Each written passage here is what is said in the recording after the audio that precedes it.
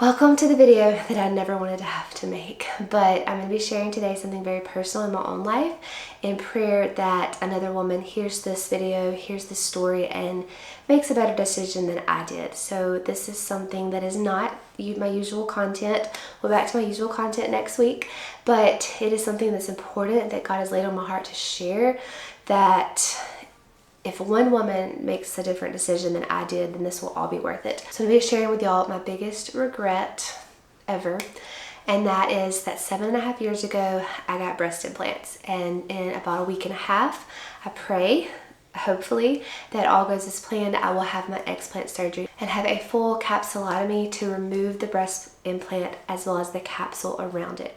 So I don't think there's enough awareness around breast implant illnesses. There's actually a term labeled BII, breast implant illness, something I had never heard of until just a couple of years ago. And I'll kind of walk through the timeline of when I got my implants and how I started learning about all this.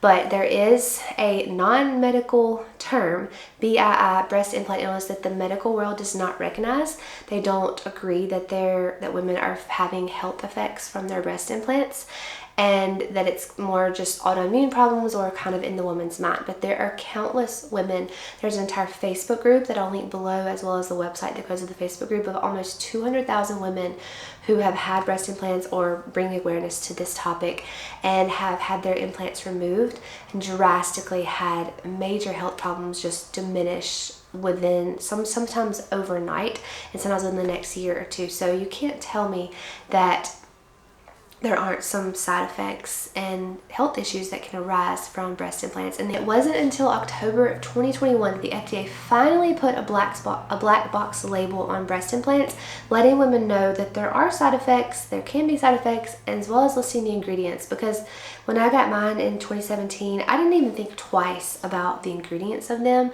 That was a time I did not even think about ingredients I was putting in my body, on my body, lotions, cleaning products, foods, much less breast implants. It was just a kind of a matter of fact decision to get breast implants. I really did very little research around them and basically made a huge mistake in that.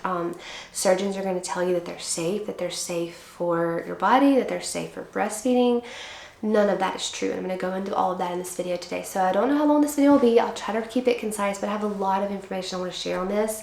And there will be some follow-up videos on how I'm healing, as well as the explant surgery. But breast implant illness is not something that is talked about enough. But why would it be? Plastic surgeons are making tons of money. It's a multi-billion-dollar industry, plastic surgery, and even more so, the main common plastic surgery is breast implants. The first breast implant wasn't even put into the body until 1960. They're fairly new devices. They're actually not meant to be lifetime devices, and this is not told to them when they get them. They're led to believe that you get them once and you have them forever. And that is when the more and more problems occur. There's women in this Facebook group that I mentioned before, but there's women in there that have had them 40 years that had no idea that these weren't lifetime devices and are just now learning about BII and kind of putting the links together of why they are feeling so fatigued, why they have trouble losing weight, why they are chronically ill, why have chronic joint pain.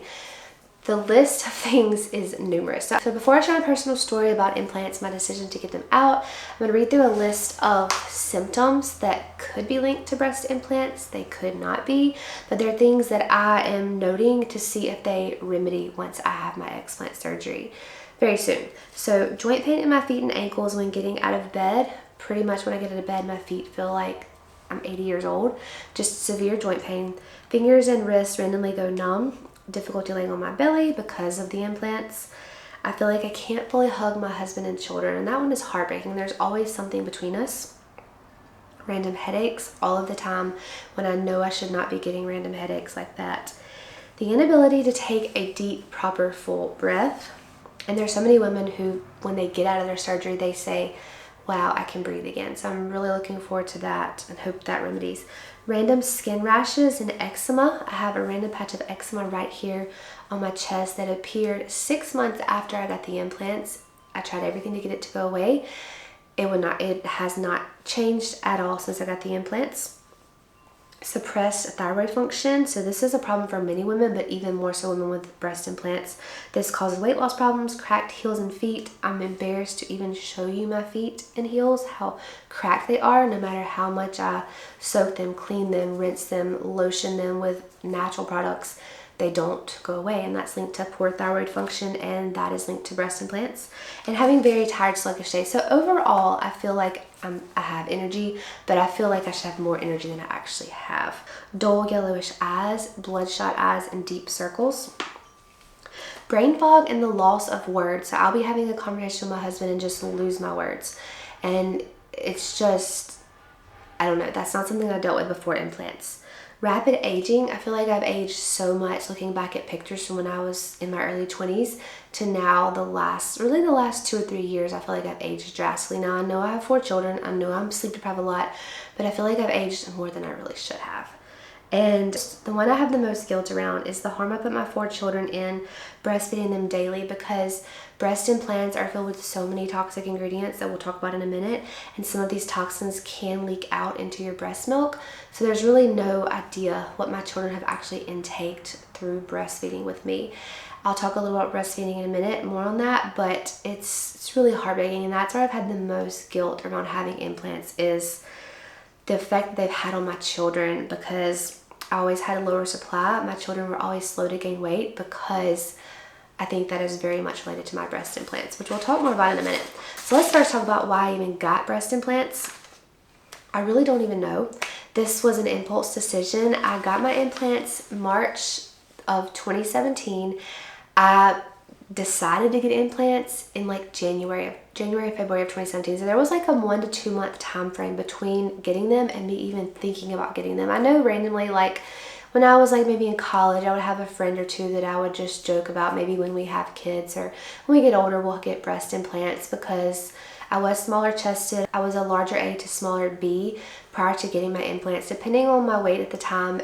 At the time I got them, I was really into bodybuilding and working out a lot and having a really toned physique, and I followed a lot of accounts on social media, YouTube, that promoted bodybuilding, weightlifting, and a lot of those women did those bodybuilding competitions, and a lot of them had breast implants. So it wasn't that I desired to ever be that into fitness, but I was constantly surrounded by that on my feed, and that has to have a play on women, because you're constantly seeing women that have bigger breasts and you feel less of a woman. And I know we shouldn't. We should totally validate ourselves in the Lord. This is not something I was close with walking in God at that time. Didn't even really pray about this decision, but looking back now, I was just surrounded by that on my social media feed, in society, just the women having breast implants, having larger breasts, and sort of feeling invalidation as a woman. And that is not what we should feel at all. Our validation should completely be in the Lord. He says our body is a temple. He says in 1 Corinthians 16, our body is a temple and that he dwells in it. If anyone destroys God's temple, God will destroy that person, for God's temple is sacred and you together are that temple. So that's kind of scary. If we destroy God's temple, alter it as I did, he will destroy us. And I think there's other meanings to that. He's not technically going to just drop us dead because we altered our bodies in some way, but it is in ways it has destroyed me, with guilt, with some sicknesses, just in a different way than like destroy you completely losing your life. But mainly I've been wrecked by the guilt of having these implants with my 4 children and my pregnancies, because I know that has had an effect on them. So back to when I was 27 and got the implants, I was a grown woman. I had a job. I had money to buy them. I wish I had known the health problems that can come with breast implants with breastfeeding, but I didn't. I made the decision. So looking back now as a mom of 2 little girls, thinking about how God thinks about us, we are his children, and when we want to alter our bodies in any way, it truly shatters and breaks his heart, because as a mom of 2 little girls and 2 little boys, if any of them ever came to me wanting to alter their bodies, which they all know about my explant surgery and my regret of having implants, so they hopefully will know that big mistake that I made and not make that same mistake as I did. But if they ever came and told me that, it would literally shatter my heart knowing that they wanted to alter their precious little bodies that have these sweet little features that remind them of myself, and to think that I felt the need to alter my own body, that God perfectly created, and it is his masterpiece. He calls us his masterpiece. We were formed in our mother's wombs, his masterpiece. We want to change our bodies. It just breaks my heart to know how sad and that makes him. And the thing that I didn't even pray about this decision with him or think about what he thinks about our body. Also in Romans 9:20-21, it says, "But who are you, human, to talk back to God? Shall what is formed say to the one who formed it, why did you make me like this? Does not the potter have the right to make out of the lump of clay some pottery for special purposes and some pottery for common use?" Meaning the Lord makes us all how he sees fit in different ways for different purposes. And when we want to alter that, it's just, really there's so much guilt around it. Just on the fact that I altered my body, harming my children, my future children that I didn't have at that time. And then just the thought that God saw, the feeling God had when he saw that I wanted to alter his masterpiece that he made. So there's a lot of guilt around that I've had to get through, that I've had to forgive myself for making a decision when I didn't know the consequences of it. I didn't even think about the consequences of it. I didn't even pray about the decision. And then asking God to forgive me for making that decision in the future, asking my children to forgive me for having these foreign objects in my body, being pregnant with them, breastfeeding them, because I know they weren't completely exempt from the toxins that are in breast implants. So out of my own vanity, selfishness, and stupidity, so many people have been affected by these breast implants. But I hope that through this video, someone will not be affected and their future children as I have. Okay, so let's talk about the timeline of when I got breast implants. So I got them in 2017. I told you about January, February of that year. I thought about getting them, reached out to a surgeon. He had me scheduled for the middle of March. They were getting me in and out as fast as I could because they don't want you to change your mind about getting the implants. Now, the explant surgery, there are women that are waiting years to have their explant surgery. I'll let y'all know how long I've been waiting to have mine in just a moment. So at first when I got them, I liked how I looked in clothes. Clothes did fit me better. I enjoyed the first summer that I had them, going to the beach, which again, a lot of vanity there around being in the bodybuilding world, lifting weights, being very vain about how I looked. But I remember thinking I didn't really want people to know I had them. There was still some kind of shame knowing that I altered my body. I didn't acknowledge that I was shameful about it, but there was shame around it. I didn't like to really accentuate them outside of like a swimsuit. And I remember just looking in the mirror feeling like they were foreign, which they are. They are not part of me, they are foreign. So at the end of 2017 is when some strange things starting to happen. So now for me personally, my journey with BII, breast implant illness, has been very minimal. There are some women who the next month or the next week they get them, start having some of these symptoms and then get them out immediately once they realize what's going on. But there are women that go years without having symptoms and then all of a sudden they just come on full force. And I am thankful that I have not had that. I would like to get them out as soon as possible so that that doesn't end up happening to me. But there are women, this affects women in all different levels, depending on kind of like your toxic overload, your background history, what shape your body is in before getting implants. There are so many factors, but there are very few women that get out of breast implants without having any of these symptoms. So end of 2017, I already mentioned I got the random itchy eczema patch on my chest that has not gone away since. I'm curious to see if it goes away after the explant. Weight gain. This was almost immediate. I told y'all I was very into fitness, working out, lifting weights, hit cardio, and I got married in 2018. So I was doing a lot of extra working out, trying to make sure I stayed fit for my wedding and fit into my wedding dress and all of that, as most brides do. But I just started gaining weight out of nowhere. I was working out the same, I was eating the same, I wasn't eating any different, but my dress was made from my mom's wedding dress, and I would go to alterations every couple of months, and it felt like every time I went, the dress was tighter and tighter, and she was kind of having to alter it to make sure it fit me. And then on my wedding day, the dress actually ripped. It was so tight through my thighs because I was just randomly slowly putting on weight, and it all started in 2018. This was before I was ever pregnant. So then you can imagine what happened when I actually had children. Workouts were a lot harder at that point. I didn't feel like I recovered as well. I'd been working out religiously for about four or 5 years before getting the implants. Had no problem working out, and then in 2017, 2018 workouts became increasingly harder. I felt like I was recovering much slower. Still had not linked all of this to my implants. In 2019, I was pregnant. I got pregnant at the end of 2018, was pregnant through 2019, and a lot of symptoms when you're pregnant will subside. So you hear women who might have autoimmune disorders or any kind of disorder, those symptoms do suppress in pregnancy. It's your body's way of protecting the baby. But when you're not pregnant, they come back a lot. And I did not realize this now until I'm putting all this together I didn't put this together until after my third child. But in 2019, I was pregnant with my first child. I had him. He had very poor weight gain, and I remember going back and forth to doctor's visits. My husband mentioned one day, he was like, do you think it could be your breast implants? Why you don't have a lot of milk?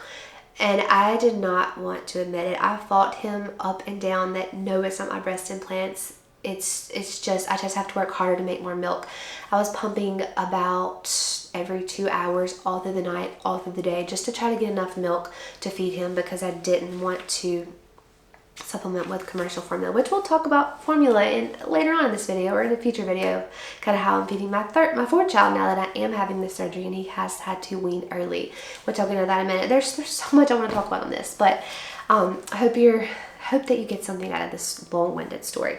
So I was just in complete denial that my implants could have an effect on breastfeeding, and my husband was convinced that they were, but I remember being so mad at him, and really it was just denial and guilt that I didn't want to admit it and face it, that my poor decision was now affecting my first child and his weight gain and my milk supply and his ability to be able to breastfeed effectively.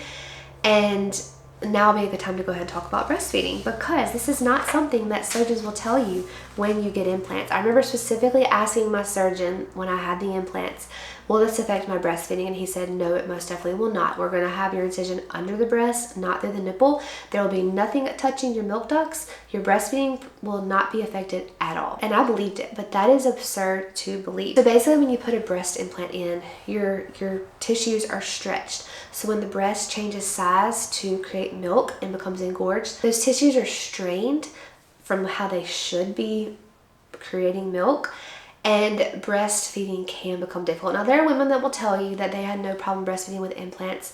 I have not actually had pain breastfeeding with implants, but I have had milk supply issues because of that constriction, that strain on those tissues, those lactation tissues and glands. So there is research that says implantation of a foreign object in the breast irreversibly modifies the breast structure. Even with removal, the structure of the glands are not restored to their original state. And that truly breaks my heart, because I've now breastfed 4 children and would love to have more children. And knowing that even if I get these implants out, I may not ever have the milk supply that I should have had before having implants. It's just devastating.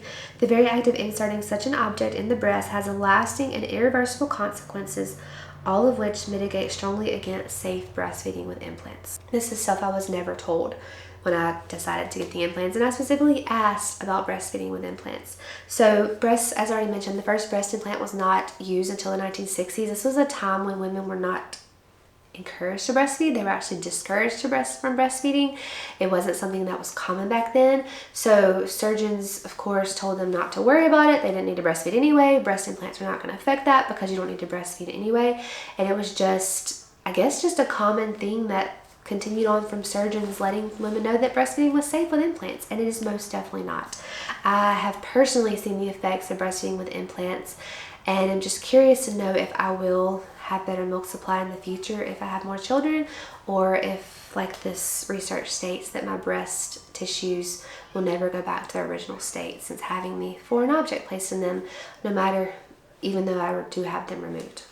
So that was through 2019 and 2020 when I was breastfeeding my first child, just suffering a lot. We did supplement with a homemade formula. I have more information coming on that. I've done videos on that before of why we supplemented, but I didn't talk about my breast implants being the main reason I had to supplement because of my lower milk supply.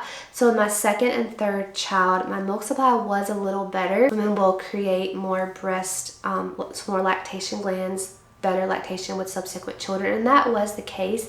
But my next 2 children were very slow to gain weight. They stayed close to their birth weight for a good month or so, when babies should be chunking up much faster than that. So I don't know if it was a lower milk supply and they were just struggling to get enough, or if there were toxins being leaked into my milk and their bodies were having to fight that off, because that is very well possible. So your body does form a capsule around the implant to basically protect your body and kind of hold those toxins in, because your body is doing everything it can to protect you from everything that goes in it.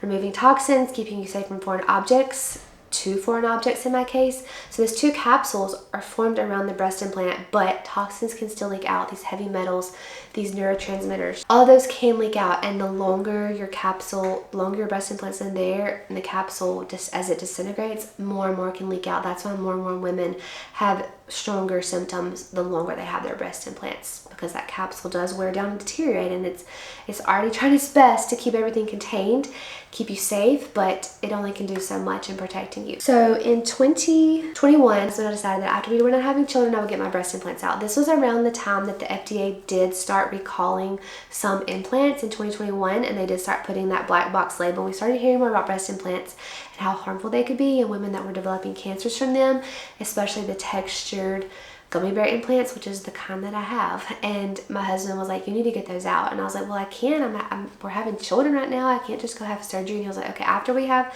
all our kids, we'll get them out. And at that point, we didn't know we were going to just give our fertility to the Lord, and didn't know we were going to just keep our fertility open. So we're kind of in this weird situation here where I would like to have more children, but I have to put sort of a pause on that to have this surgery.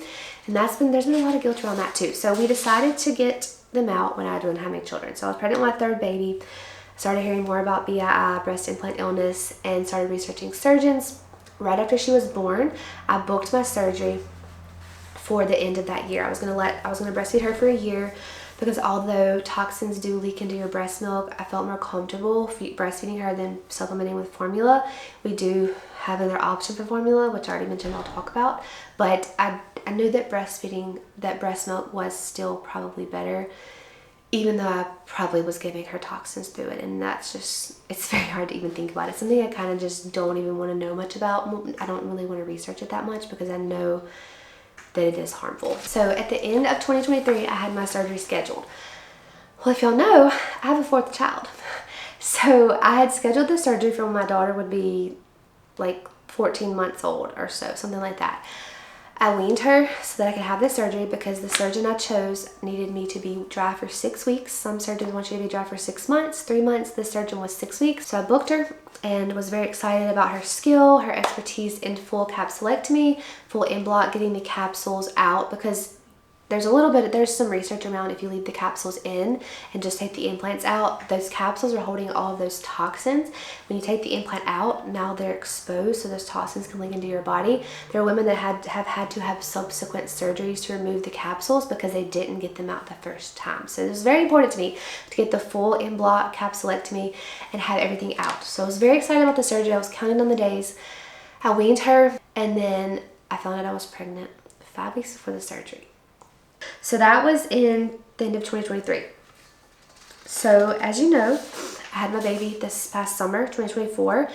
Our plan was not to feed him a full year again, because I knew I did not need to wait a whole other year to have these out. Symptoms were progressing and getting more and more difficult. I was having more and more pain, inflammation, just all the issues I already mentioned. Thankfully, they're not as bad as some women, but nonetheless, they were issues that I knew I shouldn't have to be living with, and I didn't want to live with these any longer. So we decided that I would breastfeed him for about 3 months. We would switch him to our homemade feeding option, and I would have the implants out, and then I would relactate for him afterwards. So that is the plan. That is what we're going forward with now. He has been weaned for 6 weeks now, and I am scheduled to have surgery in a week and a half, and pray that I can relactate afterwards. There's a lot of guilt again around that I had to wean my 2.5-month-old baby to have a surgery that I selfishly made a decision on 7 years ago that is still affecting my children 7.5 years later. Not to mention affecting my husband and having to us financially pay for these. The explant is more expensive than the implant. Implants costed me about $5,500, and explant surgery, the one I'm having, is about $7,500. Not money we want to just be throwing around when we have things we want to buy on our farm, expand our animals, expand our pastures, finish our kitchen renovation. Just so many people have been burdened by this. They haven't verbally vocalize that, but I know it's been a burden on our family, this very terrible decision I made 7 years ago. So there's just a whole lot of guilt, but I know that I have to forgive myself for what I didn't know, for what I didn't research, wishing I had. But it's just, they're not safe. They're not safe for your body. They're not safe for breastfeeding. They're not safe for pregnancy. They're not safe to live with for your lifetime. There are women in this Facebook group that are in their 60s that have had their implants since they were 20 and see they feel drastically different after getting them out. And you can't tell me that VII doesn't exist when you read stories like that. So if you're interested in learning more about breast implant illness, VII, I will leave the Facebook group down below. It's for women only, so you can request to join the group. You don't have to have implants to join the group. You can join the group and learn some information and share with someone you know who has implants, even if they're not even thinking about getting them out. Just you putting that bug in their ear of, you heard about VII, you've heard about women that are having complications from their breast implants, and maybe they've been through so many doctors and so many blood tests and all their blood tests are coming out clear, but they still are feeling all these symptoms. Maybe it could be related to their breast implants. I'll also link an amazing podcast by the real Alex Clark. She did with the breast expert. He is an advocate for breast explanting and has so much information on that. I'll link that podcast below. It was eye-opening for me of how surgeons are not telling women the options they have when they go in for breast enhancement. They're not telling them the side effects of breast implants. Some of them may not even know the side effects of breast implants or care to know because they don't want to lose money on the women that are marketed breast implants and told they are safe and told that they are safe to put into their bodies. So I want to add out with some things I wrote down that my surgeon told. I remember telling my surgeon telling me before I got my implants when I was 27 years old, your body is going to look great after implants.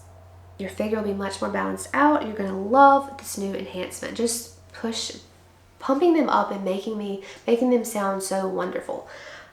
You'll be able to breastfeed your children. Implants don't cause complications unless you go through the nipple. And then you could even still possibly breastfeed even if going through the nipple. Just building up the fact that I could probably still breastfeed, which I have been able to breastfeed, but not without complications. And there are women that have had more severe complications than I have. Severe pain breastfeeding, inability to have any milk supply. Like the side effects are numerous. And then he also told me you'll benefit from the natural textured gummy bear implants, keyword in there, natural. The ones that are recalled now, that were recalled since, I were recalled in 2019, I got mine in 2017, they weren't even invented until 2013. So I put a device in my body that was only 4 years old, had very minimal research done, and they were recalled in 2019. And now I'm praying that I don't have more severe effects from having those in my body. They are linked to autoimmune cancers, lymphoma cancers. Basically what happens is the capsule forms around the implant, and then cancerous cells can form inside between the capsule and the implant, sort of like a little layer, that if that starts leaking into your body, you now have cancerous cells floating in your body. And I'm just praying that God has spared me in that and that I'm getting them out soon enough. But they're not women. They're women who have not been spared from that. And usually an in-block full removal of the capsulectomy, full removal of the capsule through capsulectomy will subside those cancerous cells, but it's not guaranteed.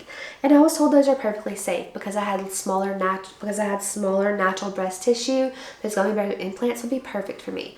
All of these lies that these surgeons are feeding women these days. He also told me that I would need my implants placed under the muscle because that is where they would look most natural. The surgeon I'll be explanting with is an expert at explant surgery under the muscle, over the muscle, but she did say that recovery is harder with over the muscle because she literally has to go under my muscle again and scalpel out away that capsule from my chest muscle, the chest wall, which is very close to your lungs. It's very dangerous if you don't have a skilled surgeon. So I want to end with a letter I wrote to my younger self, or to any women considering getting breast implants. Dear younger self, your body may change over the years, but your worth as a woman and in God's eyes will never change.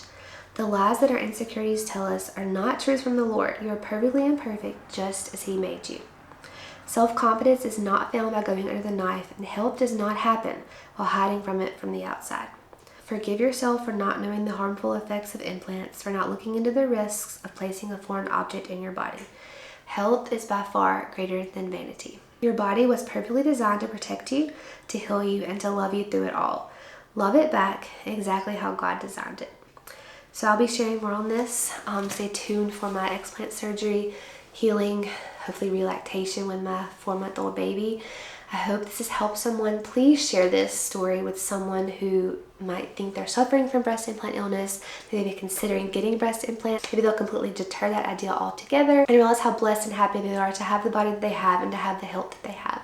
So thank y'all for listening to this story. I know this is a little long-winded and not my usual type of content. We'll be back to my regularly scheduled content next week, but I hope this touches someone and helps someone through me sharing this story. I will talk to y'all in my next video.